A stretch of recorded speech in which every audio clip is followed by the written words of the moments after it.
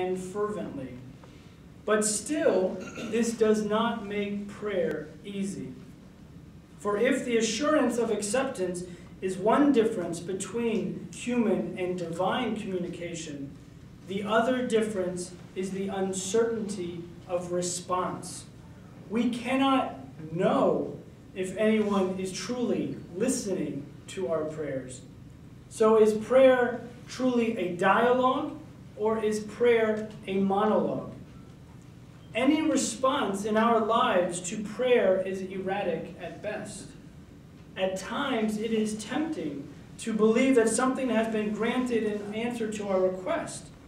In more sober moments, we realize, however, that prayers do not appear to be answered in this world, that far too much is faithfully asked for and not given. If what we ask for is not granted, can we still maintain that there is a response?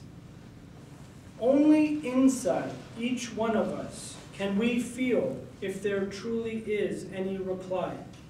No activity in the world can conclusively demonstrate a dialogue between ourselves and the divine.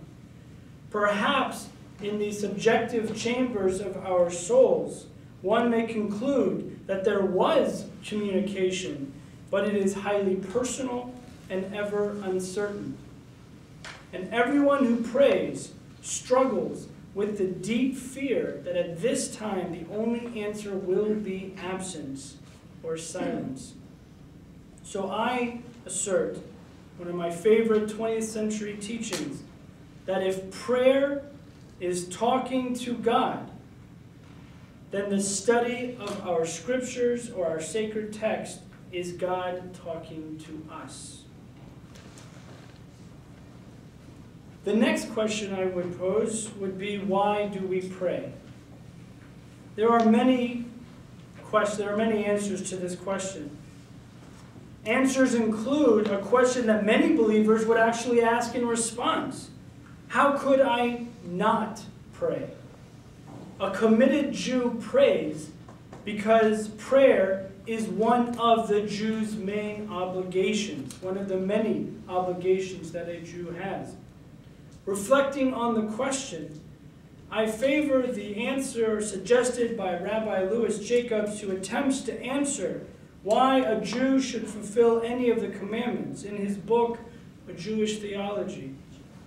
He points out that the commandments were given to people to refine human character, to ennoble humanity, and to have a positive impact on our lives.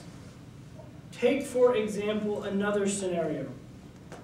The question is, what does it matter to God if a cow is slaughtered in the front of the neck, which is according to the Jewish ritual law, or if it was stabbed in the back of the neck, which is not according to ritual law? The goal of that commandment of how to properly slaughter that animal, which we would call a kosher slaughtering, is to teach us about care and compassion. Jewish ritual slaughter prescribes taking the life of the animal in the most painless way possible. But if the lesson stops with the careful attention to the details of ritual slaughter, we may be obeying the letter of the law, but we are not led to the basic purpose of fulfilling the law, which I would argue is avoiding cruelty in our relations with all creatures, animal and human alike.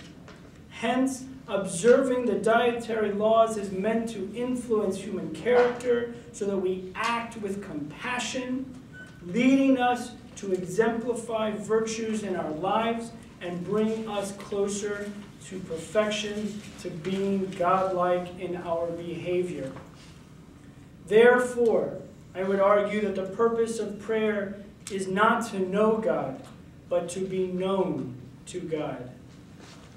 And for the sake of time, let me cut to the prayer for healing in Judaism, known as the Mishaberach prayer. There is no doubt that there are times when some worshipers pray fervently to remove their affliction. I think of the psalmist who cried out, I cry aloud to God. I cry to God to give ear to me. In my time of distress, I turn to the Almighty with my hand uplifted. My eyes flow all night without respite. I will not be comforted. I call to God. I moan. I complain. My spirit falls.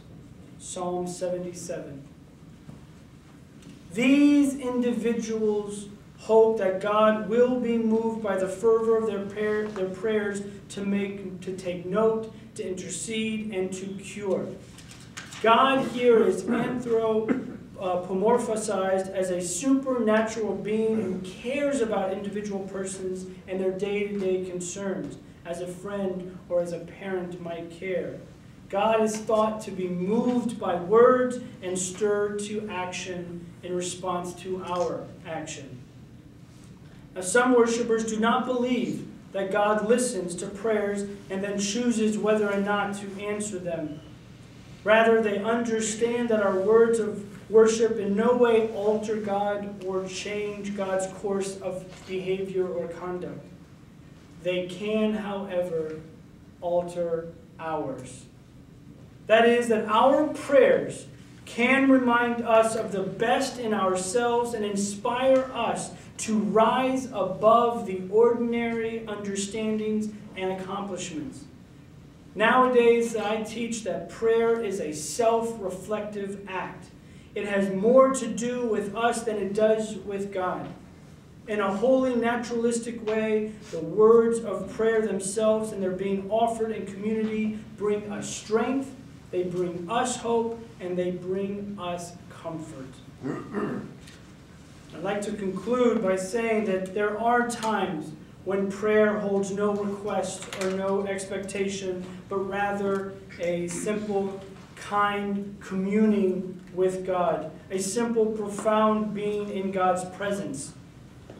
Some in Judaism do not think about the legitimacy or the efficacy of prayer. They understand it to be as much as an essential part of man as it is his biological urge. They speak of man's need to pray in this fashion. They speak of man's need to pray in God's fashion. Because when God created the world, God invested a part of God's self that we call a spark in everything that God created. These sparks inside of us now yearn to reunite with their source. And in this sense, a prayer is the yearning of that divine spark within man and woman to join itself to more of itself. Prayer is God, that is, the divine communing with the divine from within ourselves. In that paradigm, prayer does not have to do with asking God for something. Prayer is merely the language one uses to make contact with the divine within and the divine without. One is focused on the process, not on its product. Simply to be in God's presence is enough. And finally, for the second ending, I would say that when one is in the midst of pain, one cannot conceive of the possibility of healing. Because to seek healing through the use of prayer is to aim them towards the unimaginable at that juncture. One has to suspend intellect and call out the holy phrase, I just don't know. By helping those at that time who suffer to reach beyond the limits of their understanding, the pastoral caregiver helps to reframe the definition of what healing might look like for them. This opens them up to those who suffer to an unknown picture of the world. Therefore, in that